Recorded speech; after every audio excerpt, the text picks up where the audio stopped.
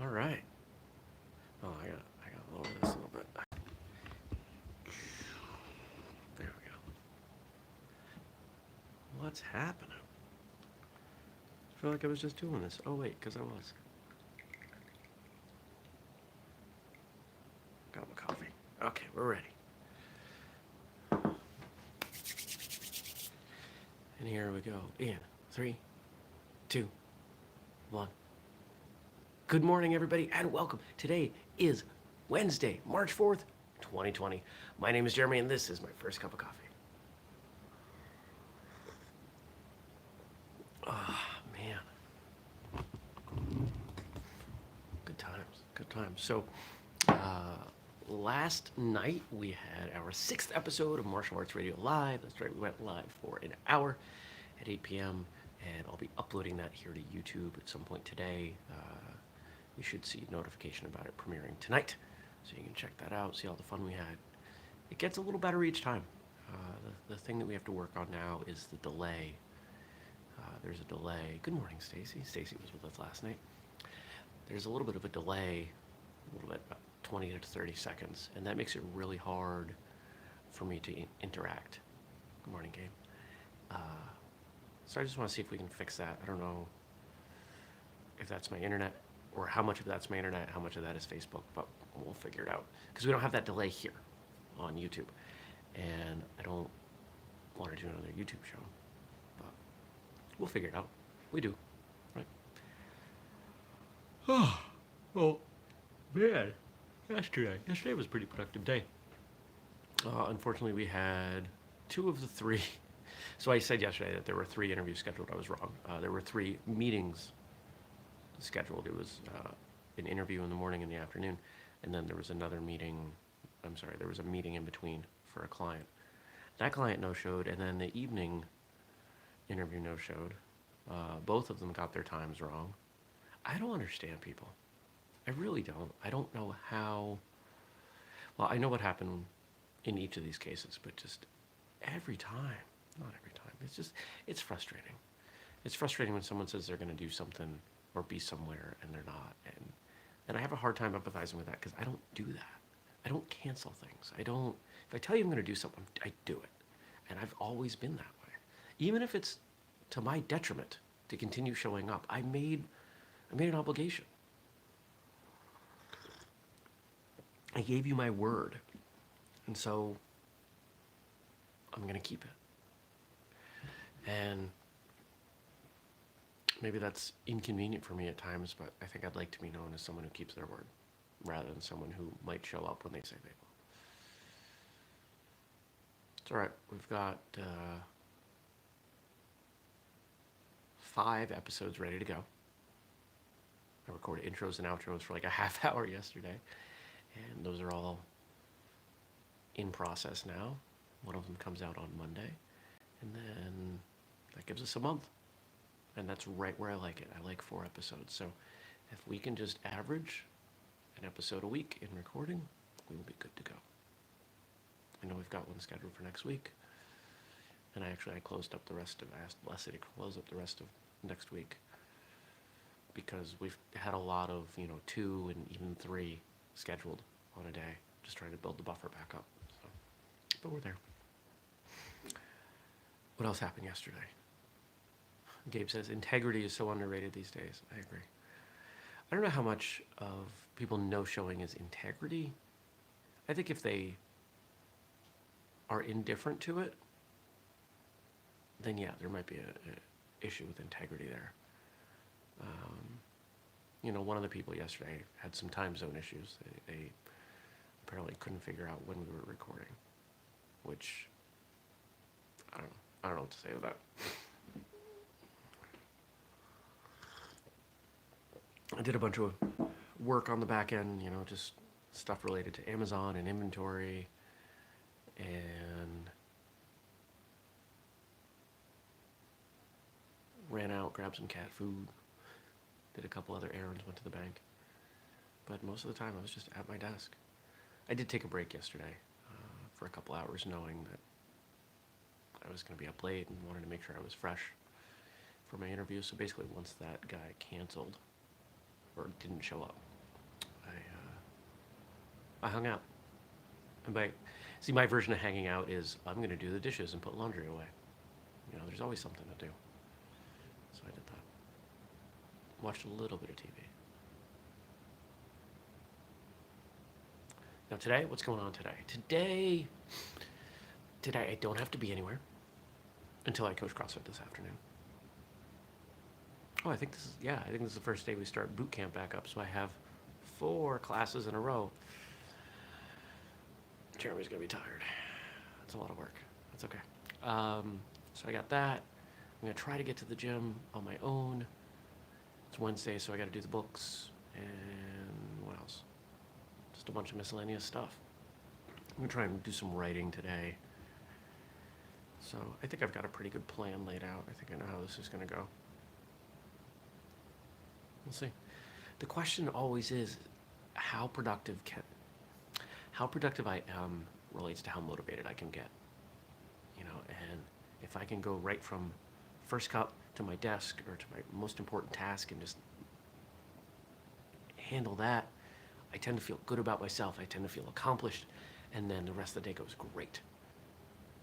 But if I don't go right from first cup to something and I get distracted in other things that don't matter, then next thing I know, it's 10 o'clock and I just feel like a bum.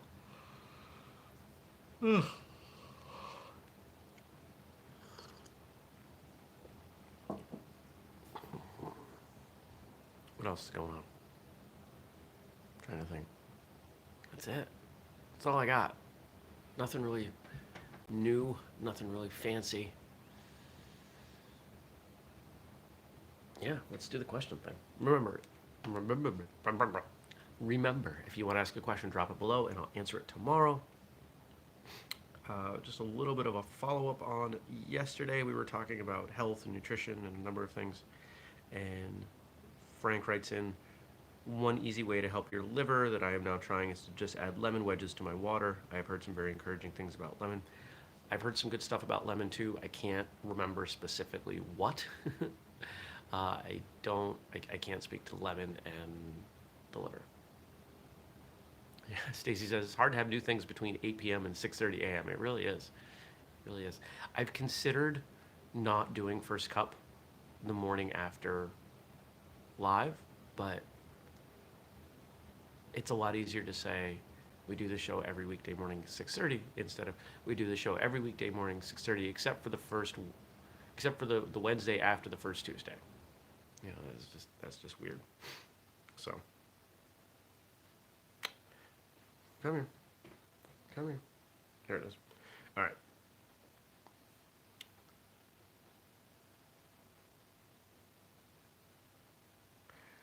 A clever person solves a problem. A wise person avoids it. Albert Einstein. We do have, and I speak completely from experience, we do have a habit in society of taking pride in doing things, even if those things shouldn't be done.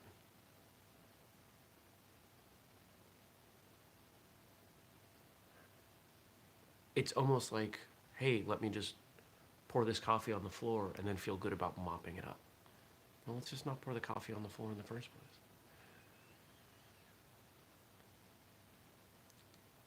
One of the things that I've been working on is getting rid of tasks that don't matter. Saving my energy, saving my efforts for things that are important. And that's hard because I get to feel really good about checking off boxes and getting those little things done that take 5 minutes, 10 minutes. Look at all these check boxes. One of the things that I do to maintain the chaos in my life is I keep a calendar, and that calendar has a lot of stuff on it. And I used to, once I had completed a task, slide it up, so if I did something between 9 and 9:30, it would be in that, 9 to 9:30 slot on my calendar. But I've been doing this for 10, 15 years. I almost never go back and look at, when did I update that Amazon listing? I don't do that. So what I've started to do, which I think I like better, and it's too early to tell, is I'm deleting those tasks once I accomplish them. And I think what that will allow me to do is,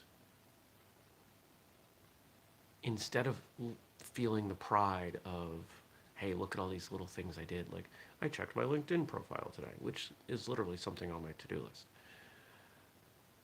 As I delete those things, once I do them, I can look at my calendar and see, oh, I can't ignore this thing anymore. It's there. It's the only thing there. I have to focus on this. And I think that that might help. So we'll see. Who knows? I don't know yet. We'll find out. I'll report back. Teach them correct principles, and the people will govern themselves. Hyrum Smith. I agree to a certain point. If you take a look at governance, and I don't just mean government, but governance, the smaller the group, the more it tends to work out. Not always. But I think if you were to poll most people, they would say that they are more satisfied with their local government than they are with their state government, and even less so with their national government. And I think there are a couple of reasons there. First, I think the bigger it gets, the more complex it gets, so that innate complexity leads to frustration. Two, I think there's a distance that makes it easier to criticize. For me to criticize my town government means to speak poorly of people that I know. We don't generally like to speak poorly of people we know. And then the third thing I'm thinking of, there's this, I forget what it's called, but this idea that there are only so many people that we can know. It's something like 150. And there are even social media websites that launched trying to do this, where you were limited to 150 connections. And the idea is that you would constantly update that to reflect who the most important 150 people were. Very few of us live in a town of 150 people or fewer. But the people we interact with in that town probably are limited to 150 or most likely far less. So we feel better about it because we're more involved in it.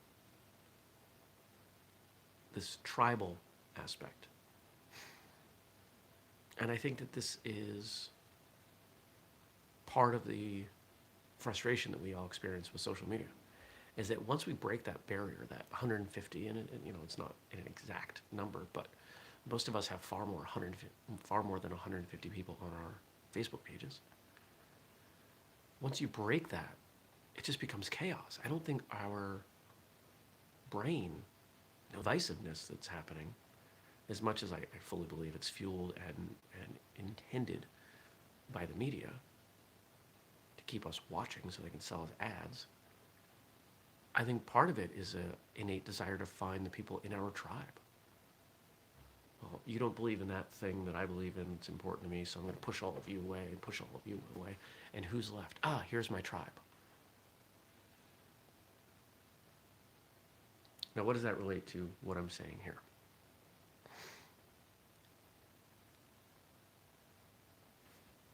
Let me get it exact. Teach them correct principles and the people will govern themselves. I don't think they need to be taught principles. I think we all know. I think we know what is right or wrong. And what's right for me and my tribe might be a little different than what's right for you and your tribes. But I think if left to handle our own stuff, we do it. I have this saying that I coined many, many years ago. It may not be mine, but I never heard it. I've never heard anyone else say it. People are like goldfish. They grow to the size of the bowl that they're put in. We rise to our expectations. If you expect very little of people, They won't do much. You leave them with no choice, they'll do it. And I think that that's what local governance is. You see people step up that, I don't really want to do this, but somebody's got to do it. That kind of attitude.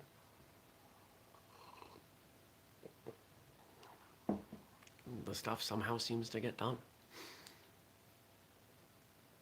I think it's the insistence from others who know better that create issues. Stacy commented that she left more than 100 groups last night. I don't blame you. I have, if you were to look at the inside of my Facebook profile, you would see that a huge number of groups and people are unfollowed. I haven't unfriended them. I'm not out of the group, but I just don't want to see what they're saying. I just don't want to participate. Well, then why would you? Because some of the people that I've unfollowed are people I actually really like. But the thing I dislike about them is the one thing that they use Facebook for, which is spreading negativity or hate or lies or divisive information.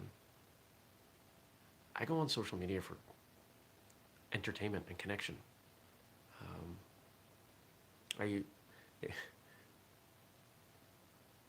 If you take a look at my Instagram or Facebook or heck, I started using TikTok for this the other day. It's dog videos. Just show me dogs being silly. Like that's just what I want. I want to laugh. I want to be entertained. I don't want to pretend that we're solving the world's problems on Facebook. Because guess what? We're not.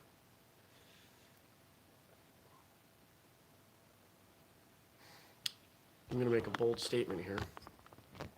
There. I needed to move it. The bracket was on the volume button. Probably wasn't going to be good long term. I'm going to make a bold statement. Nothing anybody posts politically is helpful.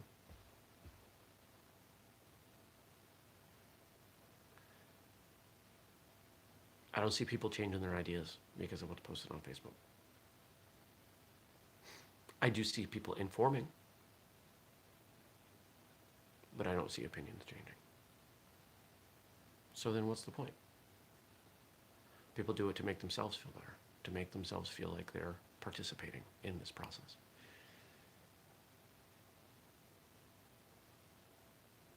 I don't want to go further because we're bumping up against making political statements, and that's something that we do not do with Whistlekick.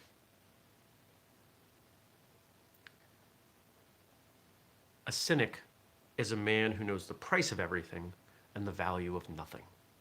Oscar Wilde. The price of everything, the value of nothing. Everything has a cost. It's not always just monetary. The cost of a black belt. It's a lot of time. It's money. But what about the value? I've never spoken to someone who regretted earning their black belt.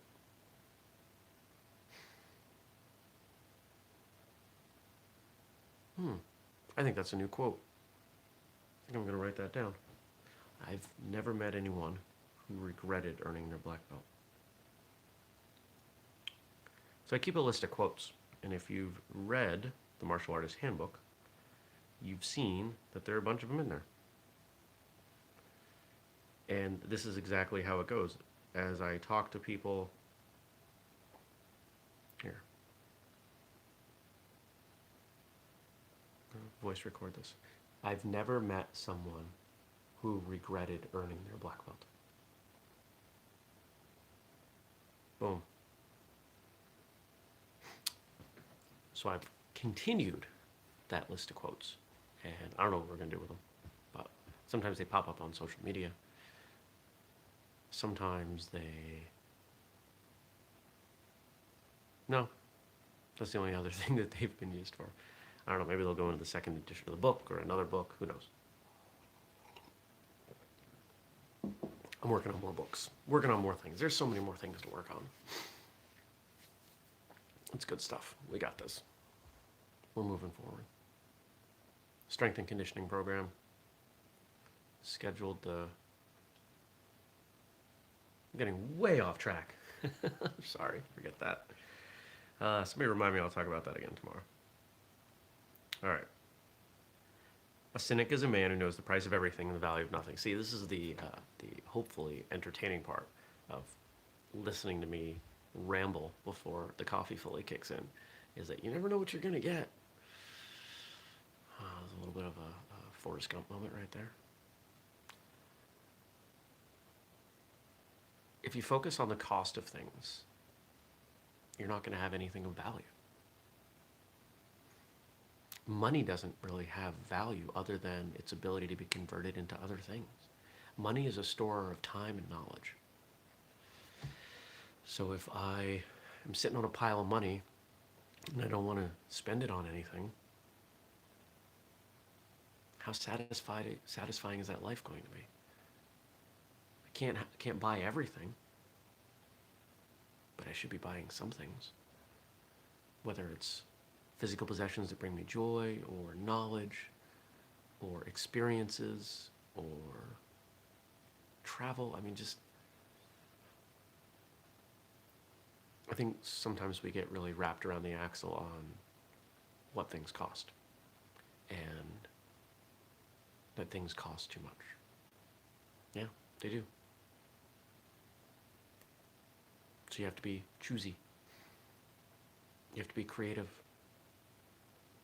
I get emails every day for flights that cost $200. When I was a kid, flights were way more money than that.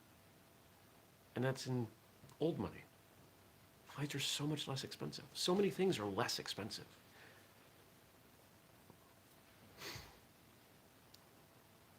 You just gotta pick your priorities. Focus on value.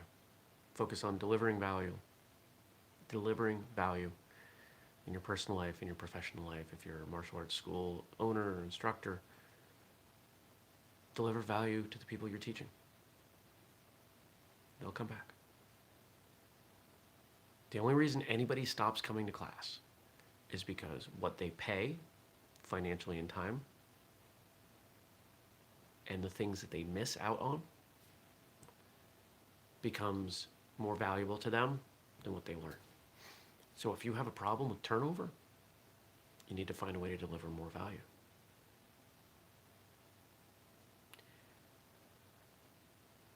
It's not their fault. It's their choice. If it's anybody's fault, it's the instructor's. So. All right. I got some homework for you. Hang tight a minute. Don't forget, we do the show every weekday morning, 6:30 a.m. Eastern, here on YouTube. Catch it later at firstcupwithjeremy.com or in your podcast feed. If you haven't, make sure you subscribe and turn on notifications so you can go live with us and check out everything else that we do, like tonight when we rebroadcast Martial Arts Radio Live from yesterday.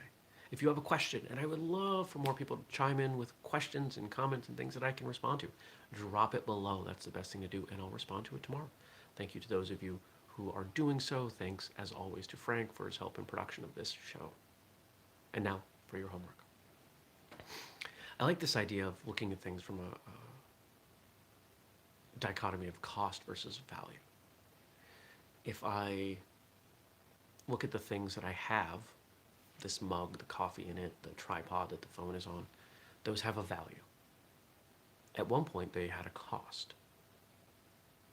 What are the things in my home for which the value did not exceed the cost? Because if I'm going to buy something, if something is going to move from a cost to a value, I have to believe, at least in the moment, that the value exceeds the cost. Otherwise, I'm not going to do it. If a loaf of bread is $500, I'm not going to buy that loaf of bread. But if that loaf of bread has magic properties that make me live forever, maybe I buy that loaf of bread. So I'd like you to take a moment at some point today and just take stock of what's around you. A more negative way to look at it could be, what are the things that I've paid for that I regret? And I don't want you to hone in on it as a regretful thing. I want you to think about how that purchase played out in your life. And I'm not suggesting that you be non-materialistic. I'm suggesting that you just be honest with yourself. Okay. I hope you have an utterly fantastic day, and I will see you back here tomorrow. Take care. Peace.